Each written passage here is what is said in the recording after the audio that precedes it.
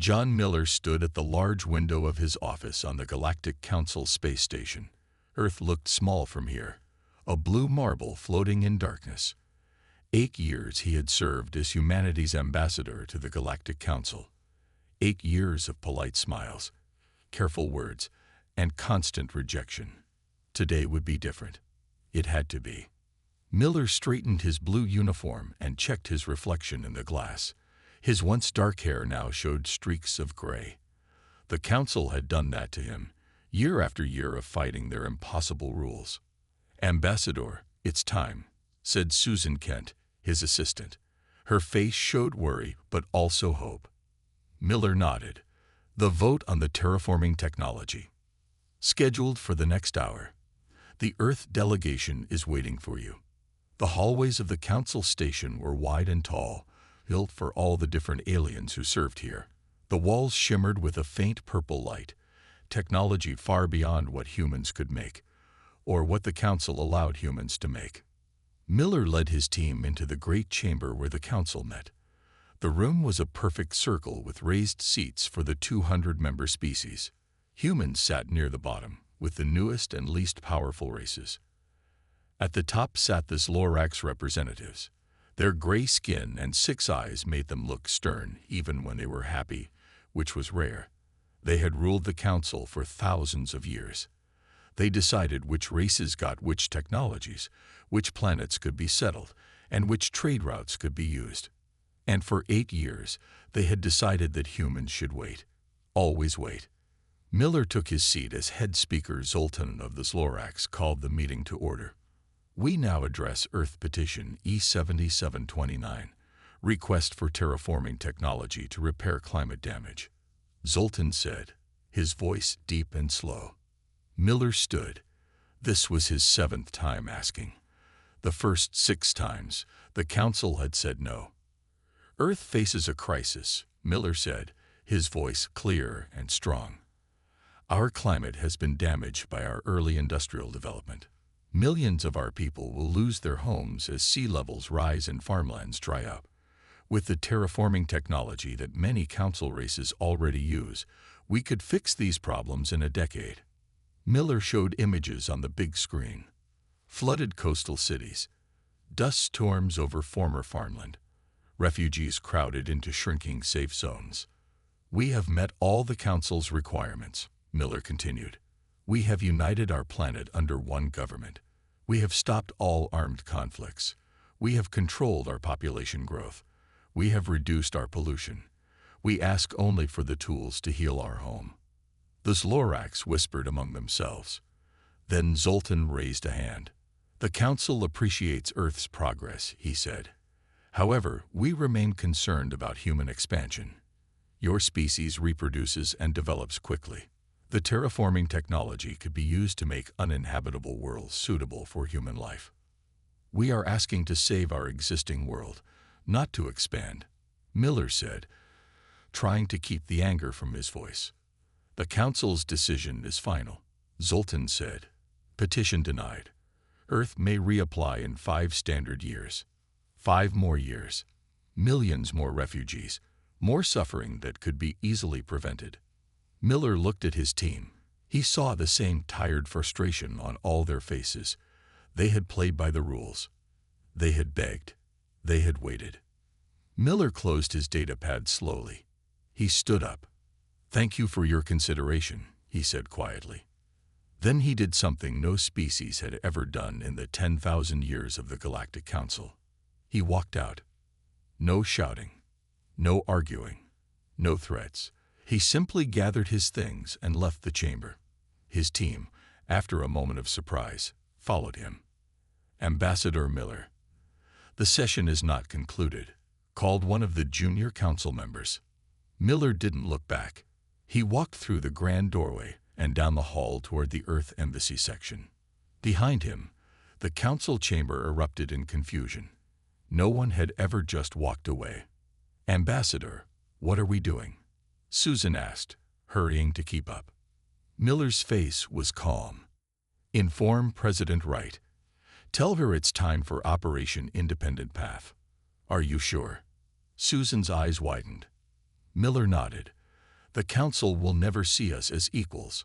They'll never give us what we need. So we'll stop asking.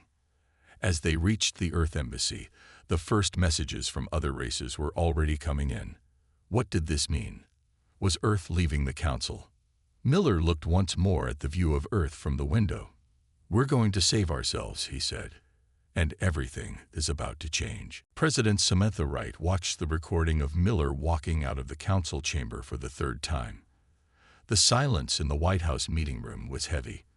Around the table sat the leaders of Earth's 7 major regions, all eyes fixed on the screen. "He actually did it," said Governor Frank Lopes of the Americas Union. "He just walked out." Wright nodded.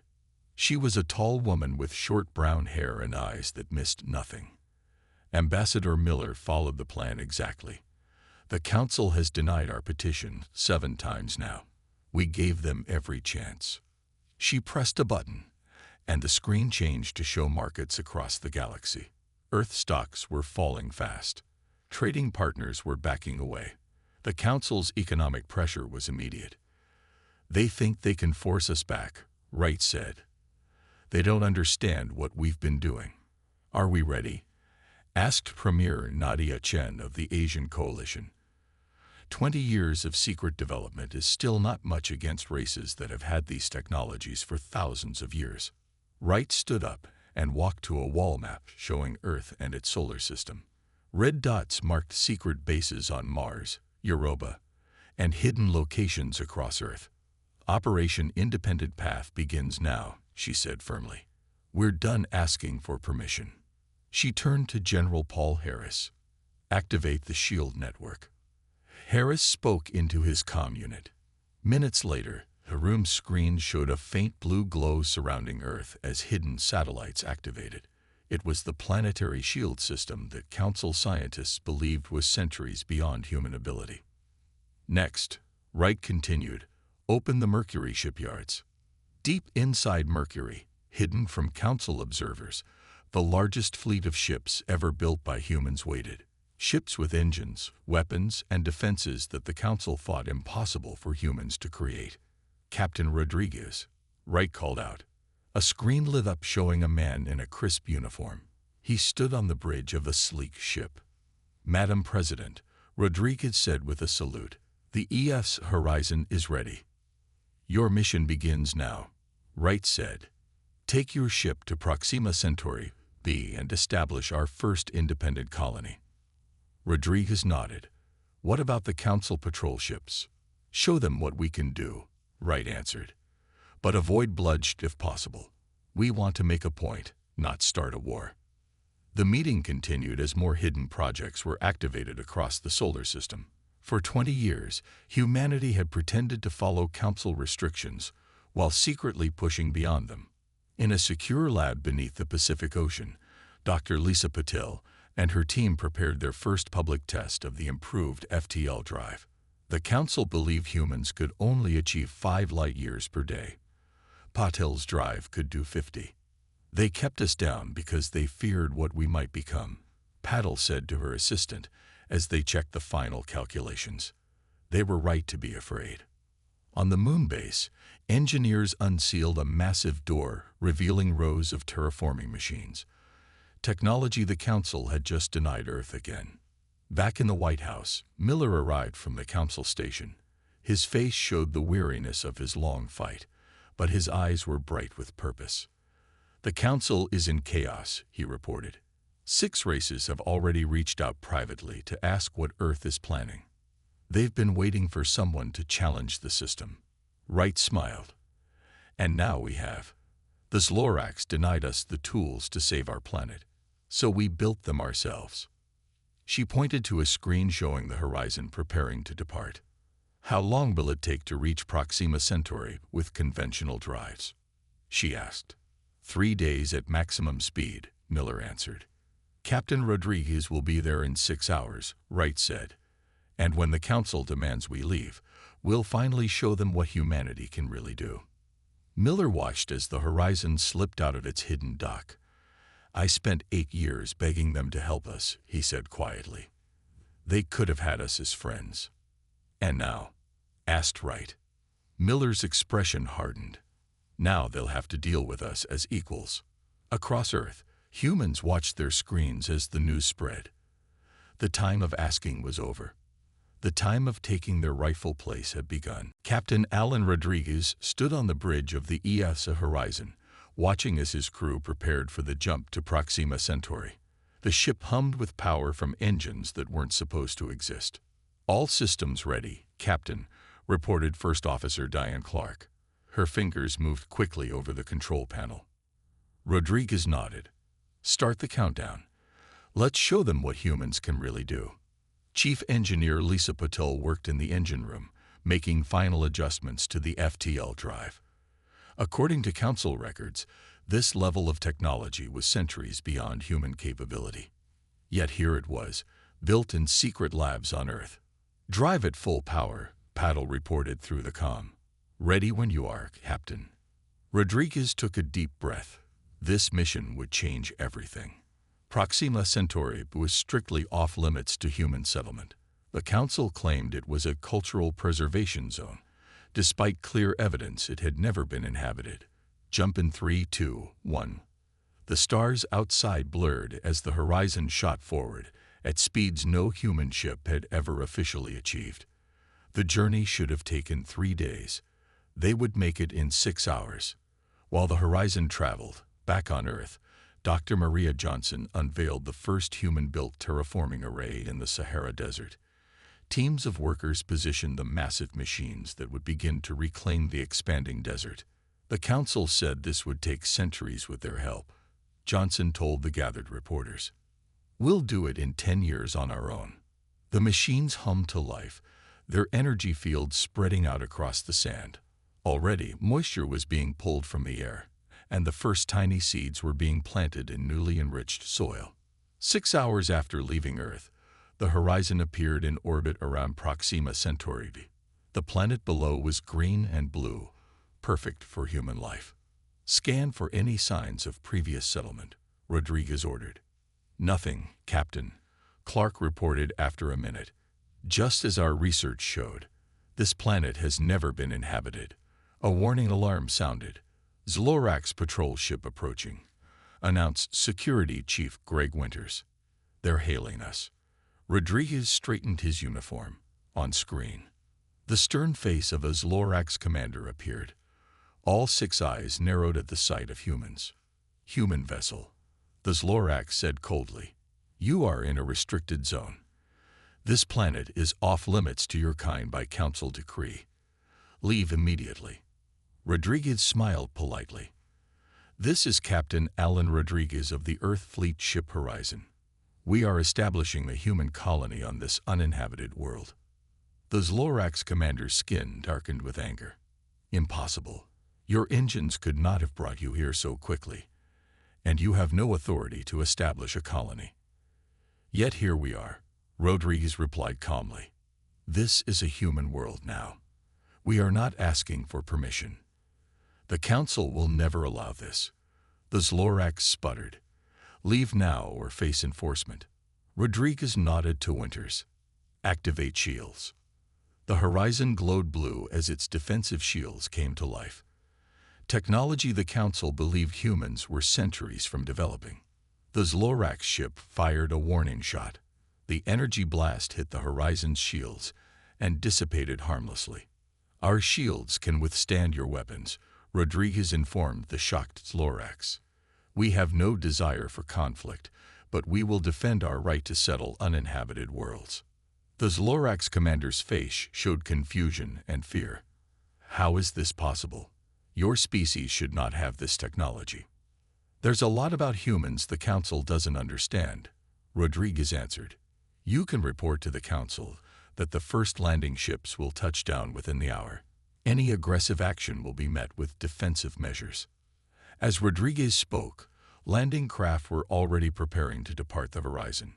Scientists, engineers, and colonists waited eagerly to set foot on humanity's first independent world.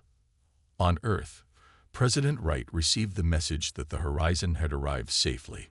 She turned to Ambassador Miller with a smile. "Now we show the galaxy what humanity can achieve when we stop waiting for permission," she said. Miller nodded. The quiet revolution had begun. 1 year had passed since humanity walked away from the Galactic Council. The news spread quickly through the stars. The humans had not just walked away. They had leaped forward. 17 new human colonies now existed on worlds the Council had declared off-limits. Earth ships traveled between them using FTL technology that made them nearly invisible to standard detection systems. Ambassador John Miller stood in his office on Earth, looking at reports from these colonies. New Chicago on Proxima Centauri already had 20,000 people. Liberty Point on Ta Ceti E had 15,000.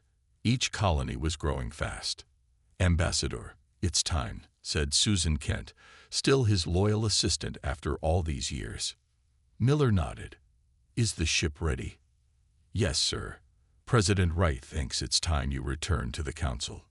Miller hadn't set foot in the Council chamber since the day he walked out.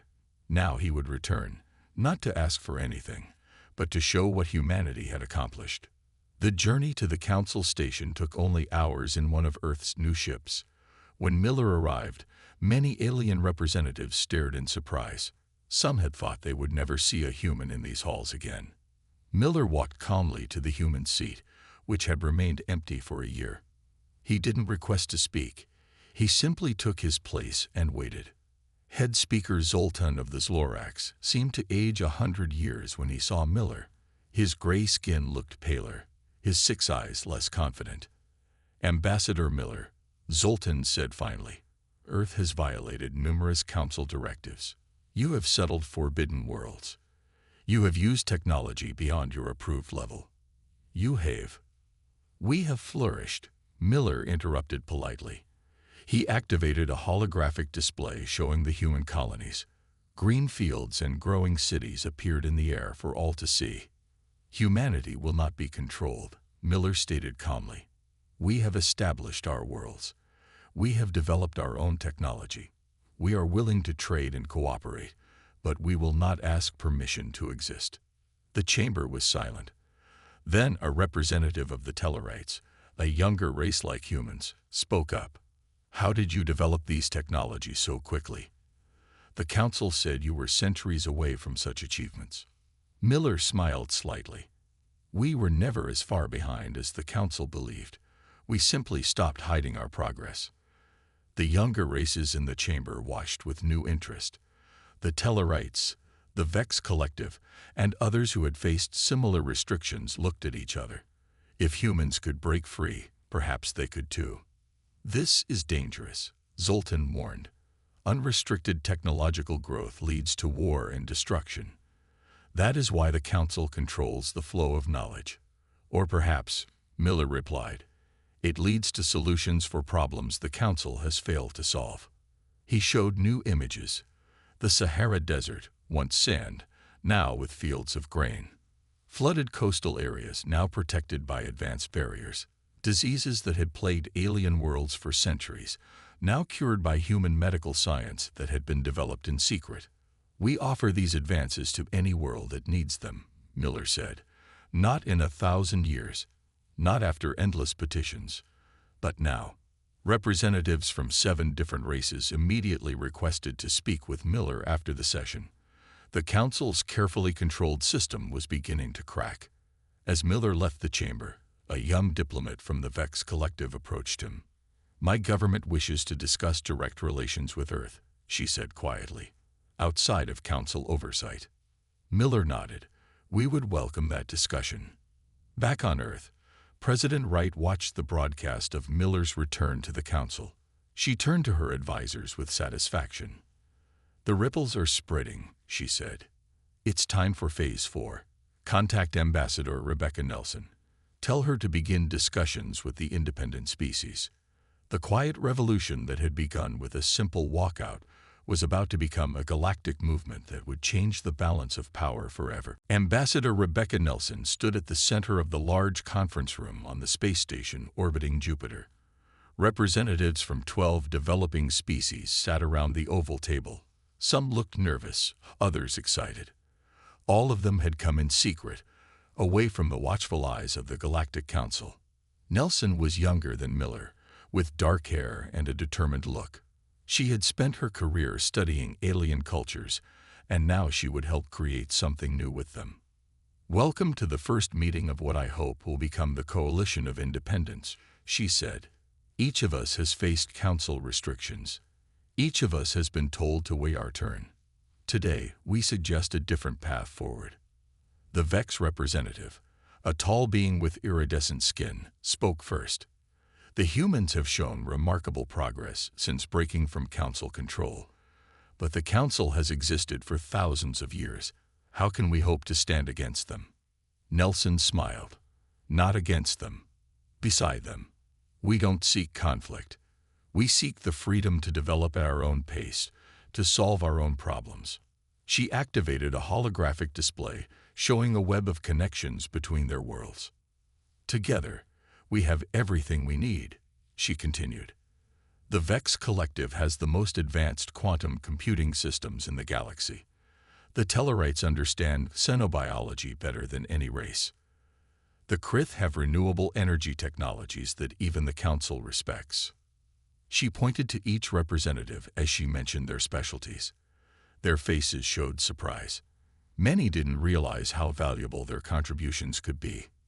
"Humans offer our faster-than-light travel systems, our terraforming technology, and our medical advances," Nelson said.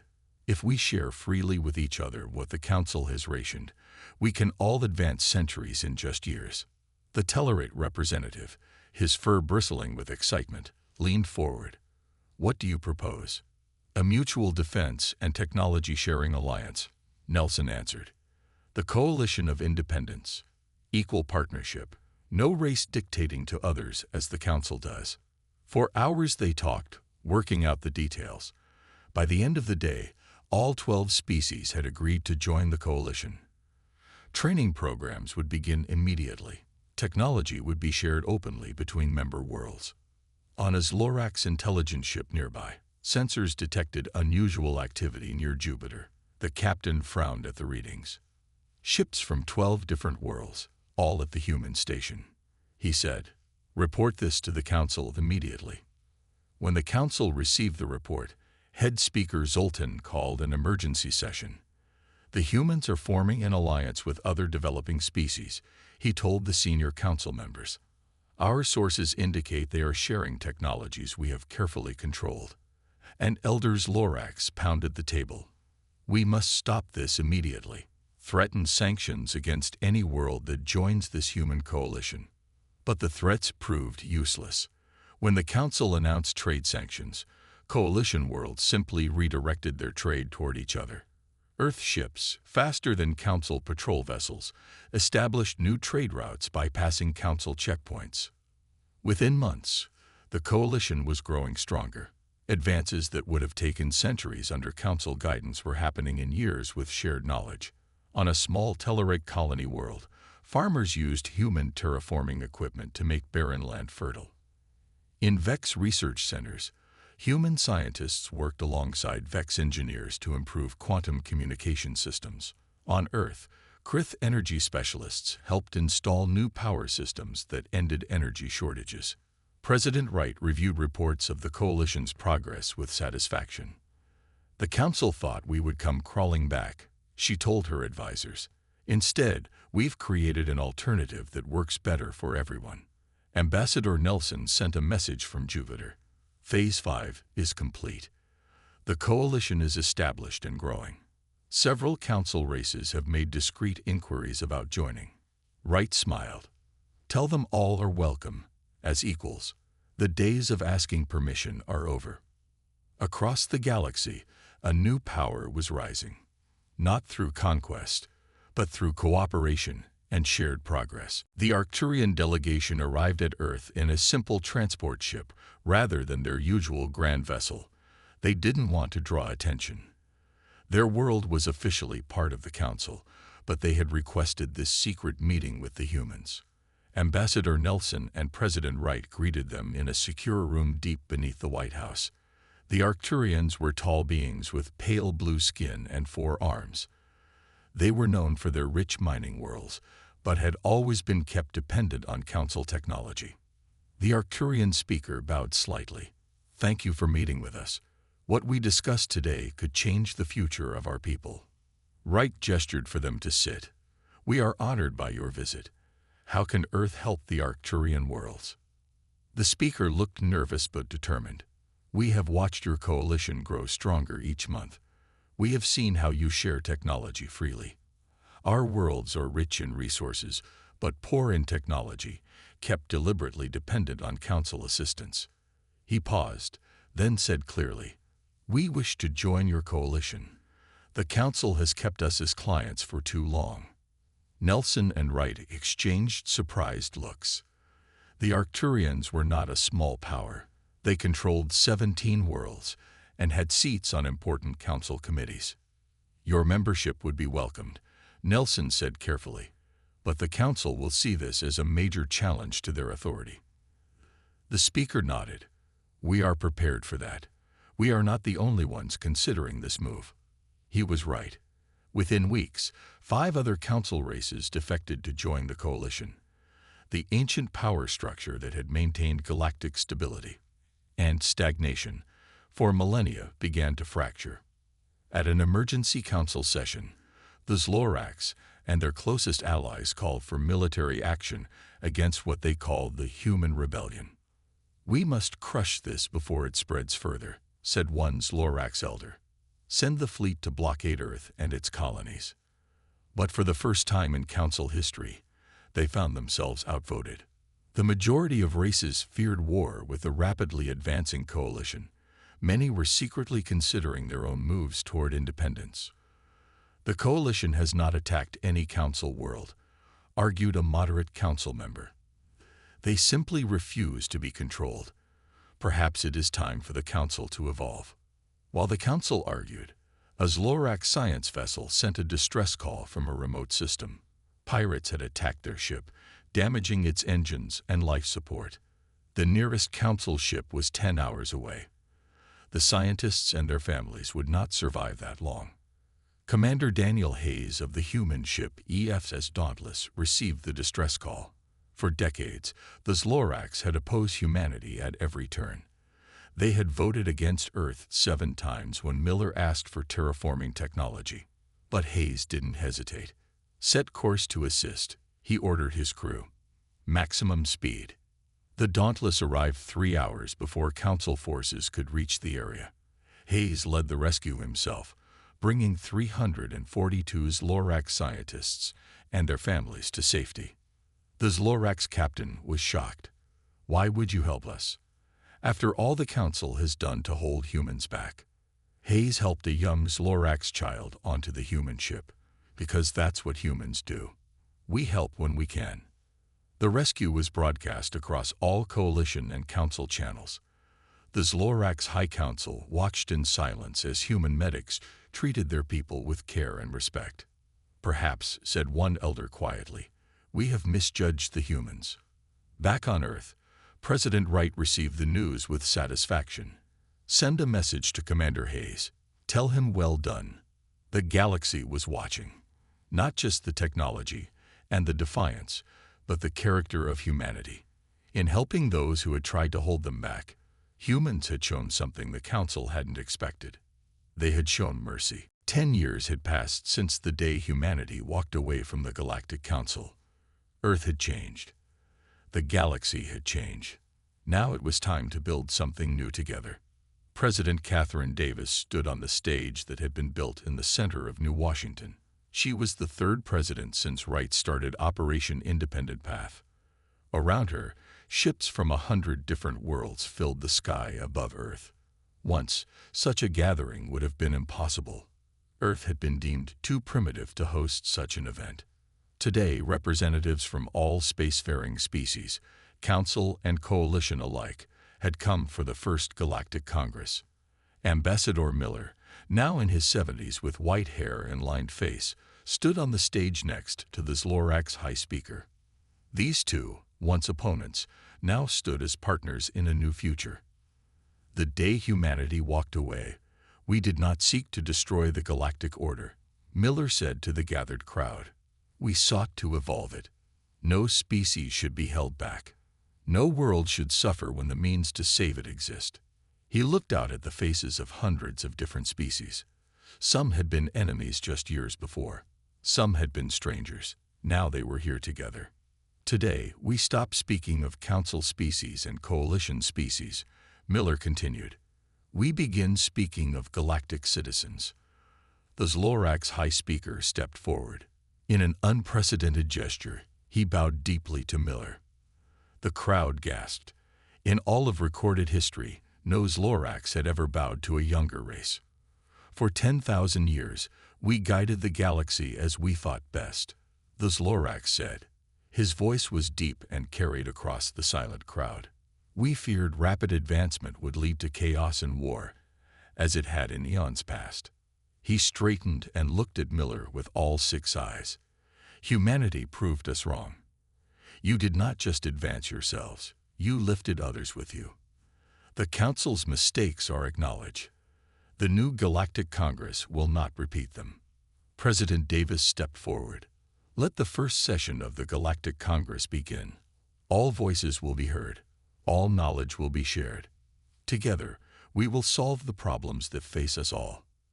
As the formal speeches ended, Miller walked slowly through the crowd. Aliens and humans mingled freely, discussing trade, technology, and future plans. He saw young Tellarite scientists talking excitedly with human engineers.